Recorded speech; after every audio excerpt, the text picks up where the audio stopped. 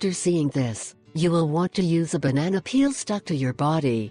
The banana is one of the first fruits harvested by man. This fruit is native to India from where it was expanding to the rest of the world, and today is one of the most consumed fruit internationally in many countries.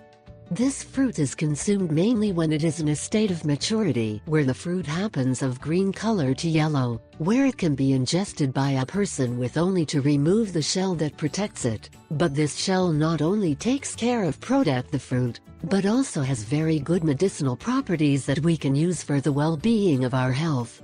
Many people usually discard the ripe banana peel after eating it, but they do not realize that they are making a serious mistake as they are wasting the medicinal properties of this peel.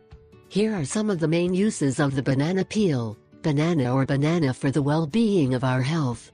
After reading this, think twice before throwing the shell back into the trash. Benefits of ripe banana peel. 1. Skin conditions.